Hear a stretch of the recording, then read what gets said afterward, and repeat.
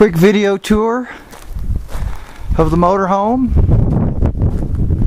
The step is jammed up in there from where I hit a rock, so I'm just using this other step. Now I have the table, but I don't like it, so I had it out, and also it was kind of pulling out here. It's pulling out here, so it needs a little TLC there.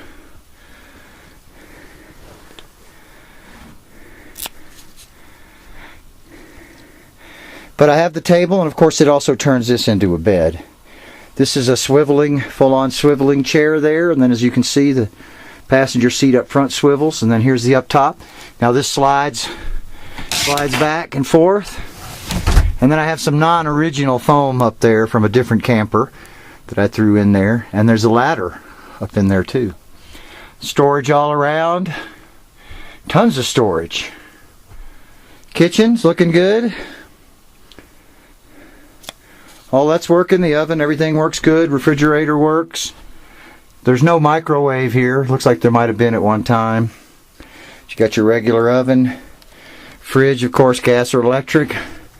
Works good. You know, it's a little glitchy on the temperature, you have to adjust it a few times before you get it set exactly right. And then we got two bunks back here, that's how it's set up. And you can see there was a roof leak here, and that hasn't leaked in a long time. It was, you know, repaired and repainted a long time ago, but it's a little ugly, you know. Of course, a closet here behind this mirror.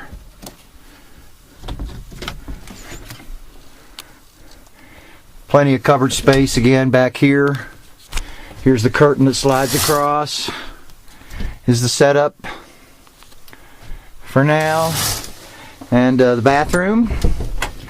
Now there's a tiny leak under the sink. You can run the water system, but you know it'll just get wet under there over time, and I've tried a couple times to repair it, so you can see I have a pitcher of water there for this toilet, and so I just use the water pitcher.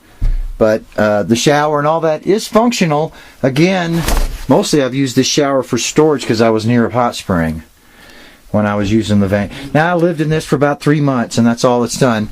And I made, you know, some repairs. Now you can see down here, maybe you can't see down there, but here under the counter, there's where I attempted to repair a couple of times, and I've got some parts. I've got the parts and tool to do it with. I thought they were sitting right here. You can see I tried the water weld, and that didn't really work. It still has a tiny leak. So I've got a part there and a cutter, and then, you know, it's just something I haven't ever gotten around to doing yet. Again, more storage up here. This fan doesn't have a blade, but the vent opens. Now I've changed. Look, you can see right there. I've changed all the bulbs in the whole machine to LEDs, so that way you can't run your battery down by leaving the light on.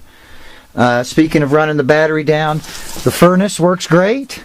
Furnace works great, and it is both brand new batteries, cabin and the engine battery, both brand new. But that furnace fan could run you out of battery, you know, over a couple days. Now the generator's working too, so you're in good shape. Okay, so the damage is here, and this, you know, it leaked one time, and I bought some goop to put on top, and then it never leaked again, so I never applied the goop. Maybe I will. But yeah, so there is a, you know, a little crack up there, and occasional leak just needs to be dealt with. Although, like I say, it hasn't leaked recently, and I had this covered all winter. This was covered with a tarp all winter.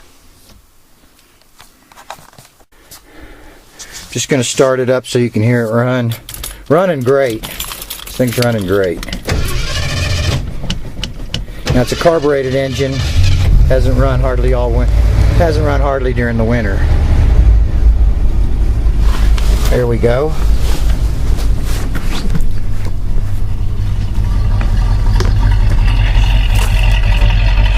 But running smooth. Totally smooth. Runs great. When I got it, it was running pretty bad. I changed some of the spark plugs. I changed the rotor and the cap, and the air filter, it turned out, was the main problem. The air filter totally clogged. These tires are in great condition. One of them's almost new, that I had a sidewall issue with. And the other ones are very, very new also. Listen to how smooth that is. And it goes right over the mountains. There's some drawers here on the outside, one behind that door. And I'll, throw in a few accessories, of course. Here's one of the hoses, the hose, and then the generator's right in here. And I installed a brand new Onan. It's only been a couple hours, on it since then, if even that. You can see a brand new water pump, fuel pump, in there.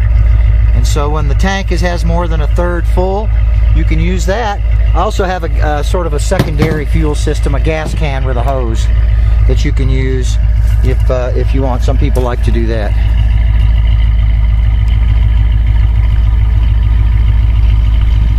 Listen to how smooth that's running.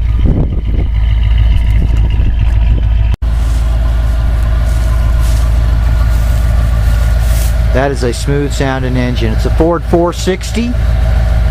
It's a massive 3-inch exhaust. Great engine, running great. 87,000 miles, I think, roughly. We'll take a look at that.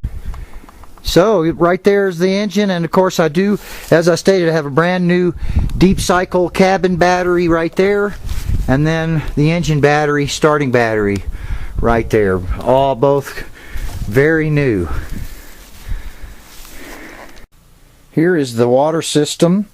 The little pump, right now it's winterized, so it's full of that antifreeze stuff, so it would need to be flushed before use.